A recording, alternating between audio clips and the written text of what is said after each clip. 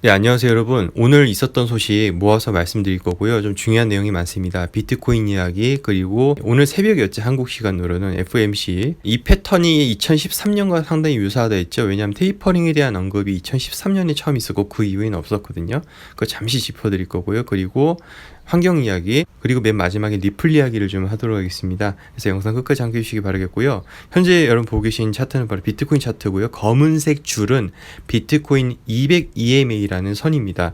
이 선을 시원하게 뚫고 올라가 줘야 되는데 현재 그렇지 못하고 있는 상황이고요. 그렇습니다. 원래 가격이 오르는 것은 신규들이 새로운 자금을 들고 와서 매수를 하면은 그 매수세가 붙어가지고 가격을 또 끌어올리게 되는데요. 현재 또 한동안 그런 즐거움이 있었잖아요. 1, 2, 3, 뭐 4월 중순까지 그런 즐거움이 있다가 시장이 조금 이상해지더만 지금 2달째 내려가고 횡보하고 좀 지루한 장을 보여주고 있죠. 이런 지루한 장이 계속되다 보면은 지금 저도 느껴지는 게 댓글에도 어떤 분 뭐 포기하신다. 장기 투자가 답이 아니다. 난 이제 단타로 접근하겠다. 그리고 이렇게 되면 요즘에는 이제 어떻게 또 흘러가냐면 잃어버린 분들이 많으시잖아요. 그러면 또 마진으로 또 많이 가시거든요. 왜냐면 단기간에 돈을 많이 벌 수 있기 때문에 많이 잃을 수도 있고 많이 벌 수도 있기 때문에 지금 상황에서 변동폭이 별로 없기 때문에 큰 변동폭을 찾아서 또 그쪽으로 가시는 분도 계세요.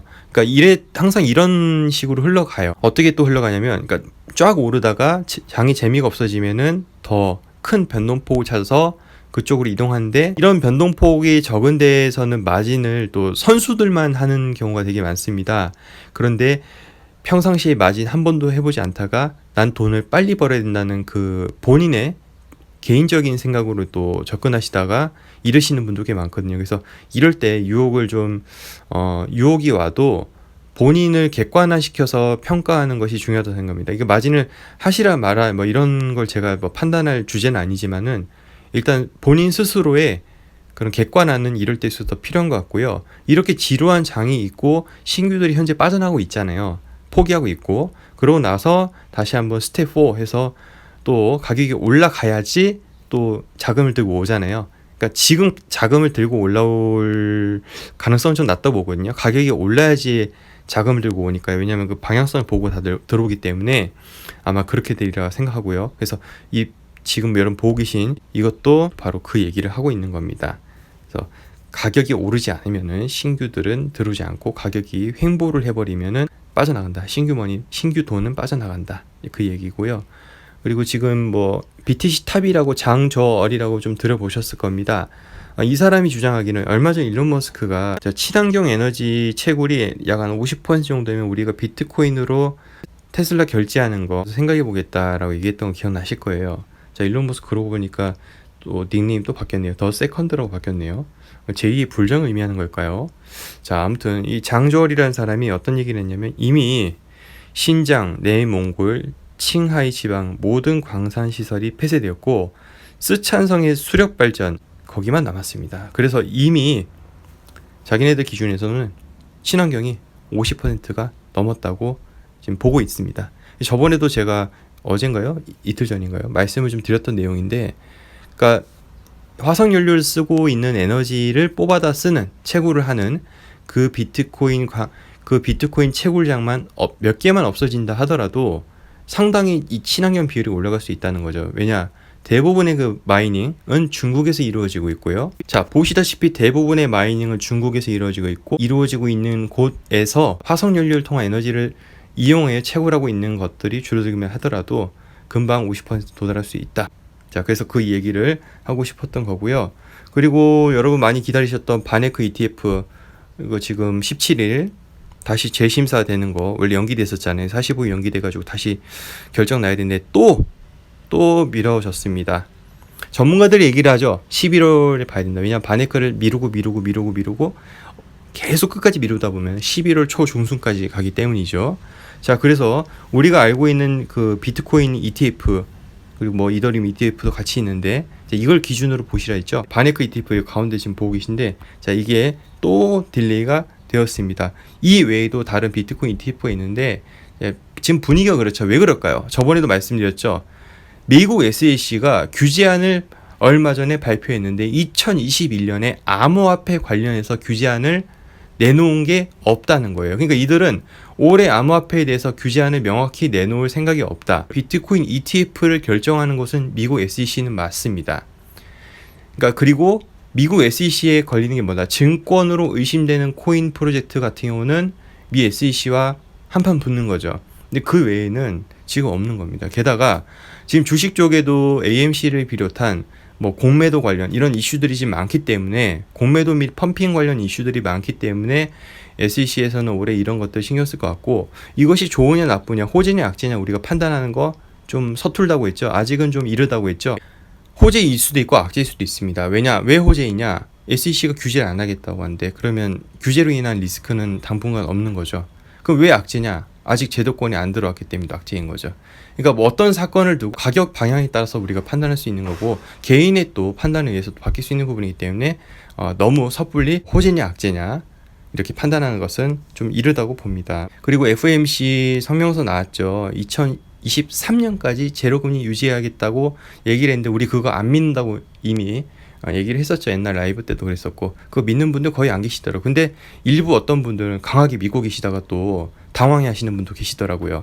근데 항상 시장이 말을 바뀌죠. 왜냐?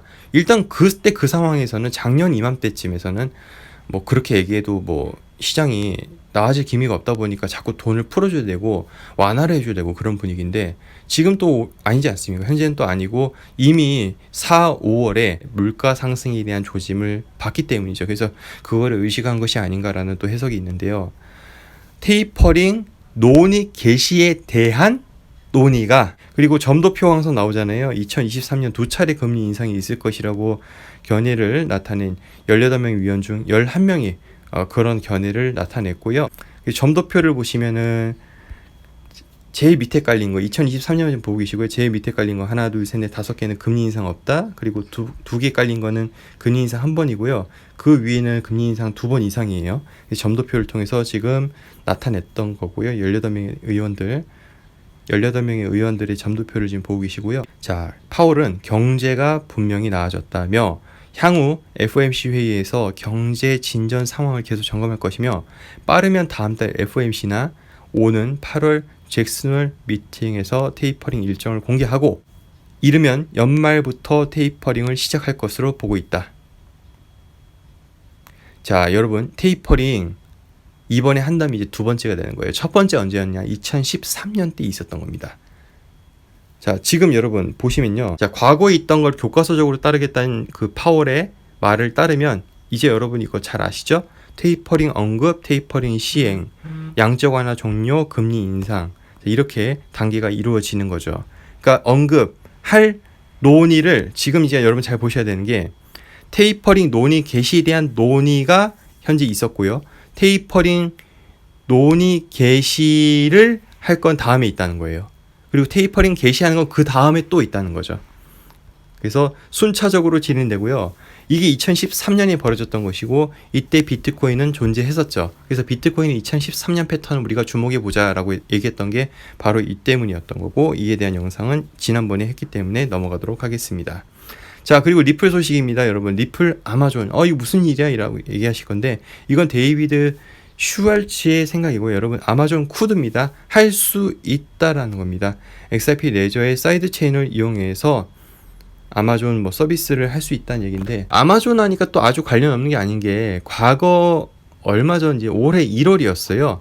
올해 1월 리플에서 엔지니어 팀 부사장으로 전 아마존 임원을 고용을 한 적이 있었습니다. 그래서 이것 때문에 아마존 이야기가 데이비드 슈왈츠의 개인 의견으로만 보는 것은 아니지 않냐라는 또 이게 이야기가 있는데, 이건 좀 지켜봐야 될 문제인 것 같고요. 자, 리플 사이드 체인에 대한 뭐 의견 제시, 이거 데이비드 슈왈츠가 의견 제시를 한 겁니다. 왜냐하면 지금 디파이 뭐 스마트 컨트랙트 이런 거 지금 해야 될 지금 준비가 되어 있어야 되기 때문에, 지금 왜냐하면 지금 이제 곧 있으면은 플랫 네트워크 나오잖아요. 그걸 좀 의식한 것 같습니다. 자, 그래서 리플이 디파이하고 스마트 컨트랙트를 위해서 이게 XRP 레저 업그레이드를 뭐 해야 된다, 뭐 이런 식으로 해야 된다라고 데일리 호들에서도 얘기하고 있죠. 자, 그래서 오늘 이렇게 좀 말씀을 드렸고요. 일단 전체적인 비트코인 상황, 그리고 오늘 가장 중요했던 FOMC 상황, 그리고 ETF 역시 예상했던 대로 또 딜레이가 됐죠. 그렇게 가능성이 좀 낮아 보여요. 왜 그러냐? SEC가 올해 암호화폐에 대한 규제 계획이 별로 없어 보이기 때문이죠. 자, 그래서 이렇게 좀 살펴봤고요. 자, 영상 좋으셨다면 좋아요 부탁드리고 전 다음 시간에 좋은 정보 뵙도록 하겠습니다. 여러분 감사합니다.